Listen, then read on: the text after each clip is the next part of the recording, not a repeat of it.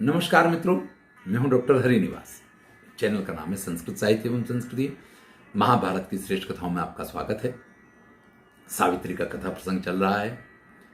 यमराज एक के बाद एक वरदान सावित्री को देते जाते हैं। सावित्री को यह पता है कि किस प्रकार से किसी को प्रसन्न किया जा सकता है। उसने अपने जीवन में यह कार्य किया है। हम देख चुके हैं, सास की सेवा करके उनको प्रसन्न किया, ससुर की सेवा करके उनको प्रसन्न किया, जो आश्रम में ब्राह्मण ऋषि मुनि रहते थे तपस्या वगैरह करके उनको प्रसन्न किया। आज जब यमराज सामने आ गए हैं तो उनको कैसे प्रसन्न किया जाए ये उसको पता है। उनकी स्तुति करती जाती है, प्रार्थना करती जाती है, उनके साथ चलती जाती है, उनसे कहती जाती है। एक के बाद एक वरदान मांग लिए। चौथे वरदान में उसने मांगा कि मैं सत्यवान के 100 पुत्रों की माता बनूं। वो वरदान दे दिया। वरदान दे दिया, आगे चलते जा रहे हैं यमराज। तो सावित्री उनकी फिर से प्रशंसा करती है, उनके साथ चलती है। यमराज कहते हैं कि आपकी सारी बातें इतनी उत्तम हैं कि मुझे वो बातें सुनते सुनते थकान नहीं लग रही है, मुझे बड़ा अच्छा लग रहा है। लेकिन अब आप बहुत दूर आ गए हैं, अब आपको वापस चला जाना चाहिए। इससे आगे आपकी गति नहीं है। आपको जो चाहिए वो वरदान मांग लो, एक वरदान और आपको देता हूं। तब सावित्री कहती है कि आप वरदान पे वरदान मुझे दिए जा रहे हैं। अभी तक के जो वरदान दिए वो अपनी जगह सत्य थे, लेकिन अंतिम वर जो आपने दिया है मुझे कि मैं सत्यवान के 100 पुत्रों की माता बनूं, वो जब तक सत्यवान जीवित नहीं होंगे तब तक वो व्रत पूर्ण ही नहीं हो सकता है। आपका दिया हुआ वरदान मिथ्या हो जाएगा। वराति सर्गः शतपुत्रता मम, क्योंकि मैंने आपसे वरदान मांगा है कि मैं 100 पुत्रों की माता बनूं। तो यही वदत्तो ह्रियते च मे पति, ये वरदान आपने हमें दे दिया है, लेकिन आप मेरे पति को अपने साथ ले जा रहे हैं। अरे जब आप मेरे पति को साथ ले जाएंगे तो मैं उनके 100 पुत्रों की माता कैसे बन सकती हूं। वरम व्रणे जीवतु सत्यवानयम, इसलिए मैं आपसे वरदान मांगती हूं कि मेरे पति सत्यवान को जीवित कर दीजिए। तथैव सत्यम वचनम भविष्यति, तभी आपके दिए हुए वरदान सत्य सिद्ध होंगे। नहीं तो आपका दिया हुआ जो वरदान है वही निष्फल हो जाएगा, और ये एक वरदान देने की आप बात कर रहे हैं, इसका कोई मतलब नहीं रह जाएगा।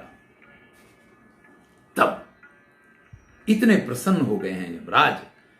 चतुर्वर्ष शतायुश्च त्वया सार्धम अवाप्स्यति, इष्ट्वा यज्ञैव धर्मेण ख्याति लोके गमिष्यति।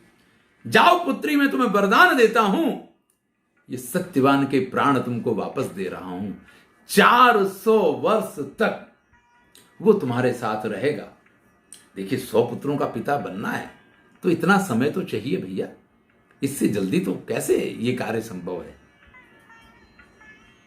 और धर्म यज्ञ यागादि का यजन करके वो परम ख्याति को प्राप्त होगा, अत्यंत यशस्वी बनेगा। इस प्रकार का ये 5वां वरदान दिया है। जैसे ये वरदान दिया है, एवं तस्यै वरम दत्वा धर्मराजा प्रतापवान निवर्तयित्वा सावित्री स्वभिव भवनम ययो।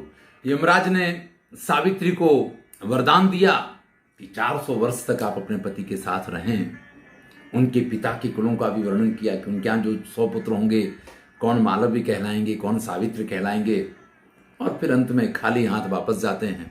ये होता है दृढ़ निश्चय कि जिसके सामने यमराज को भी खाली हाथ वापस जाना पड़े।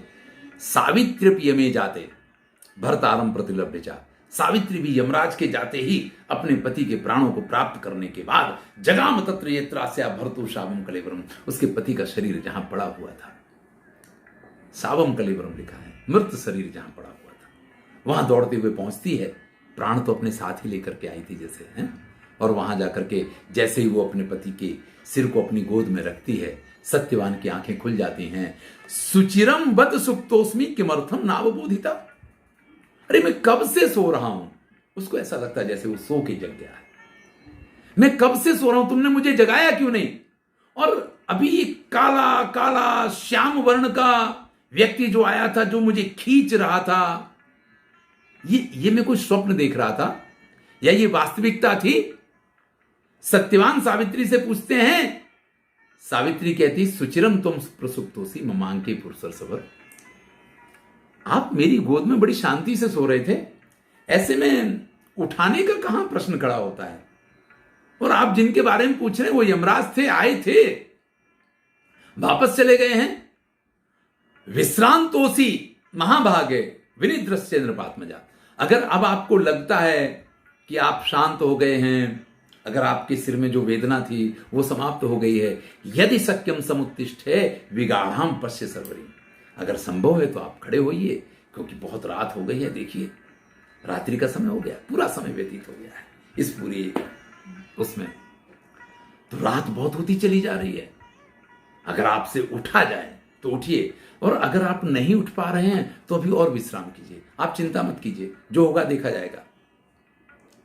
इधर सावित्री उस वन का वर्णन करती है, अस्थाय विरुण उग्रा कंप्यंतो मनोमम। ये अत्यंत घोर रात्रि होती चली जा रही है, वन चारों तरफ से, इसमें पशुओं की आवाजें आ रही हैं, प्राणी चलते हैं ना, तो उनकी पैरों से पत्ते मरमराते हैं, उससे भी घबराहट होती है। विचार कीजिए, जो सावित्री अभी यमराज को वश में करके आई है, वो पति के सामने क्या कहती है कि मुझे इस वन में इन सबसे डर लग रहा है, इसलिए अगर संभव है उत्तिष्ठोत्तिष्ठ भद्रम ते पितर उपस्य सुब्रतम, अगर आपसे उठा जाए तो उठिए, क्योंकि माता पिता भी वहां चिंता कर रहे होंगे।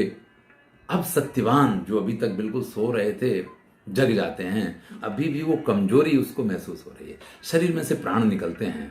अब देखा तो नहीं है, महसूस भी नहीं किया है, क्योंकि महसूस करने की चीज नहीं है, लेकिन पीड़ा तो बहुत होती होगी। जिस प्रकार का वर्णन है, वनम प्रति भयाकारम घनेन तमसावृतम, अत्यंत भयंकर ये वन है, अंधकार में डूबा हुआ है, न विज्ञास्यसि पंथानम गंतुम चैव न शक्ष्यसि, ऐसे में न तो आपको मार्ग दिखाई देगा और ना ही हम लोग यहां से जा पाएंगे, इसलिए इस समय तो चलना कठिन लग रहा है।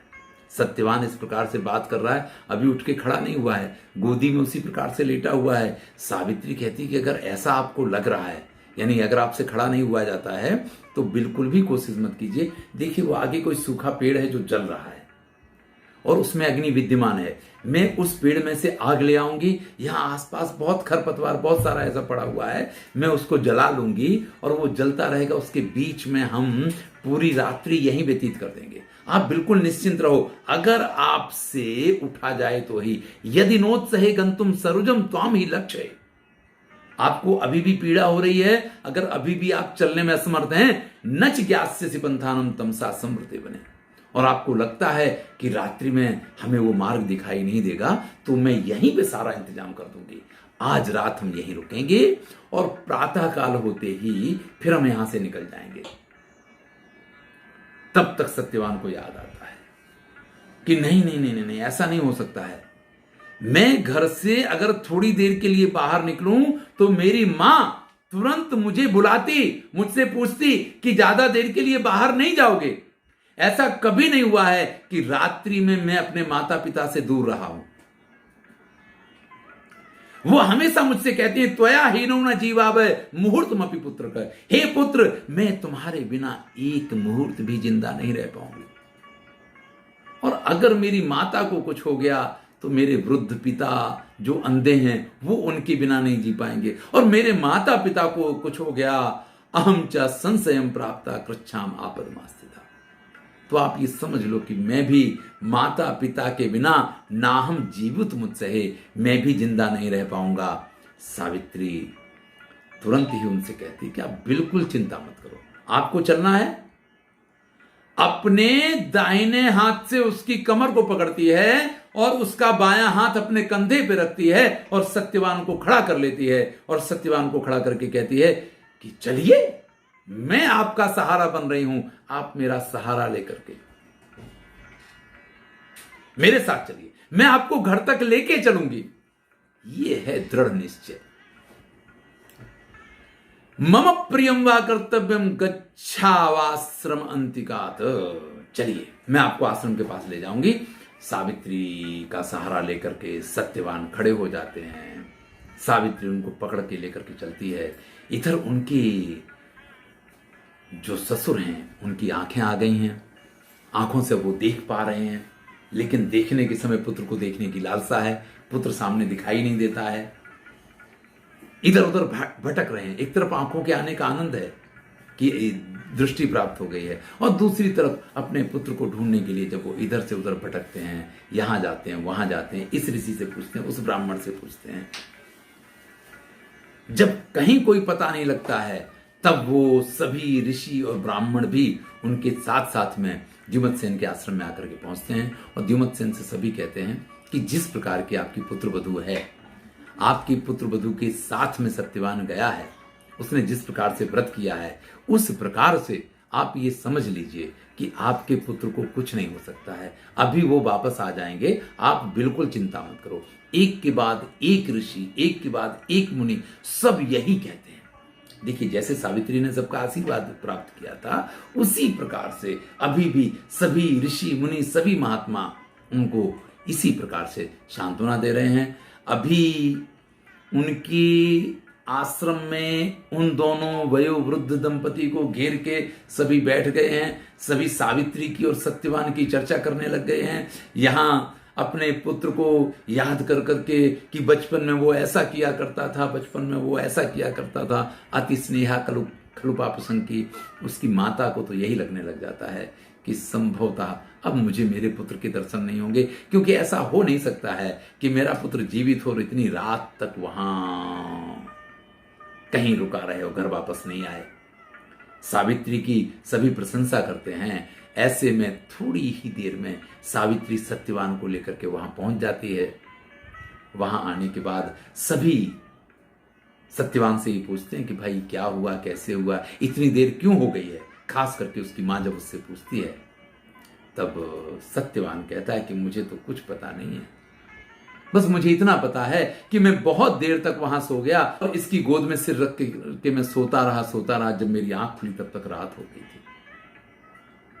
तब सभी ऋषि कहते हैं सावित्री से कि आप जानते हैं, आप सत्य बता सकते हैं, अगर इसमें किसी भी प्रकार की कोई छुपाने वाली बात नहीं है तो फिर आपको पूरी बात बतानी चाहिए। तब सावित्री सारी बात बताती है कि किस प्रकार से उसने ये व्रत क्यों किया था। मृत्युर्मे पत्युराख्यातो नारदेन महात्मना, महात्मा नारद ने मेरे पति की मृत्यु कह दी थी, और उसी बात को ध्यान रख करके मैंने ये सारे व्रत किए थे। आज जब मैं गई तो वन में जो कुछ घटनाएं घटित हुई थी उसने सब बातें बता दी कि किस प्रकार से उसने 5 वरदान प्राप्त किए हैं। एक वरदान तो सामने दिखाई दे रहा है कि उसके ससुर की आंखें आ गई हैं, तो इसमें तो न स्वीकार करने वाली कोई बात ही नहीं है। सत्यवान को भी ये सब याद है कि किस प्रकार से कोई काला पुरुष था जो उसको खींच के ले जा रहा था, अब वो भी मालूम पड़ गया है। तो सभी अत्यंत प्रसन्न होते हैं। सभी सावित्री की बहुत बहुत प्रशंसा करते हैं, क्योंकि सावित्री ने यह भी कहा कि 400 वर्षों तक सत्यवान इस पृथ्वी का शासन करेंगे, मेरे पति मेरे साथ रहेंगे। तो एक पतिव्रता में, एक दृढ़ निश्चयी स्त्री में जो शक्ति होती है, नारी शक्ति इसीलिए कही गई है। इनके सामने कोई नहीं टिक सकता है।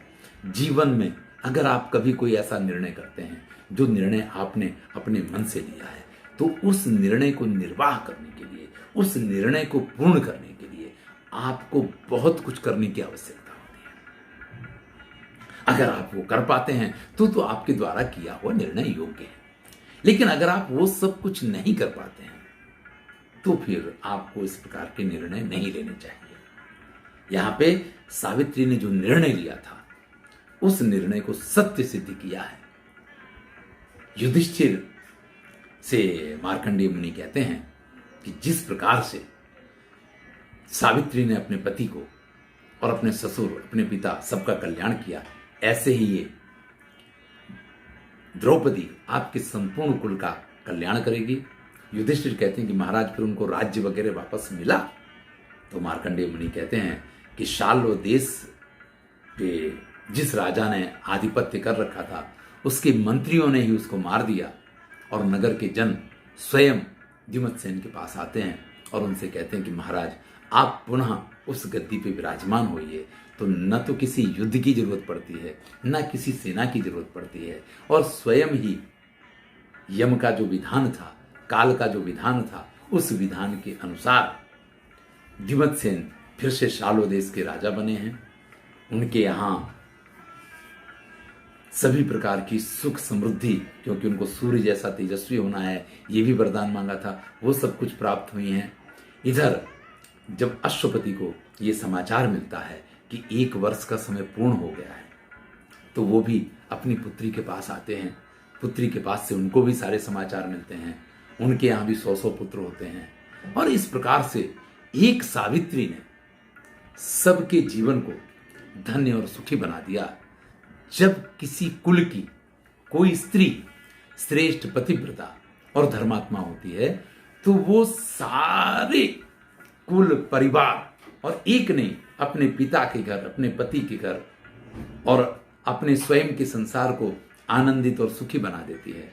और अगर स्त्री में इस प्रकार का दृढ़ निश्चय ना हो, इस प्रकार की भावनाएं ना हो, तो वो सब कुछ नरक और कलंक बना देती है। यही इस कथा का सार है कि अपने जीवन में श्रेष्ठताएं प्राप्त करें। धन्यवाद। आगे की कथाएं अगले वीडियो से।